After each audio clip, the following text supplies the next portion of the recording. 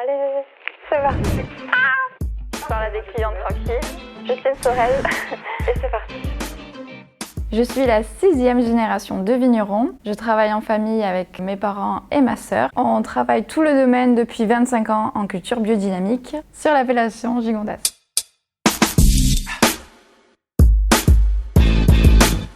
J'ai choisi 2011 parce que c'est pour moi un millésime de challenge. C'est l'année où j'ai fait 2 vinifications la même année, une en Nouvelle-Zélande et je suis revenue juste à temps pour les vendanges sur notre domaine sur Gigondas. C'est un millésime qui se boit très bien, on va dire, qui se livre maintenant. Et on a quand même tous ces tanins soyeux, un côté très épicé qui est particulier à 2011.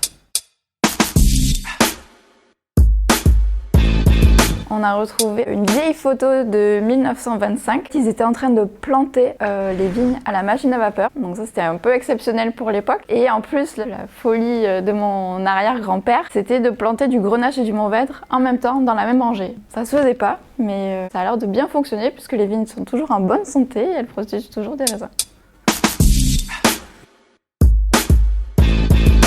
Gigondas, c'est pour moi un petit village lové au pied des dentelles, des vieux grenaches, un terroir d'altitude, donc plus frais. C'est vraiment le côté familial, le côté transmission, une équipe de jeunes vignerons dynamiques.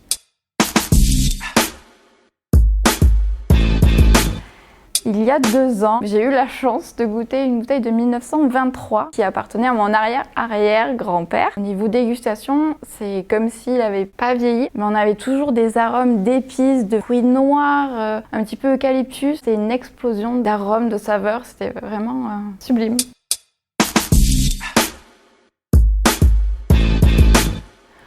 Gigondas a réussi à évoluer avec le temps et on est sur des vins qui sont encore plus ouverts, encore plus de garde, en ayant une grande finesse. Et ça, c'est vraiment l'œuvre de toutes les générations les unes après les autres qui ont pris soin de la terre. C'est vraiment un travail de transmission de passion. Oui, un peu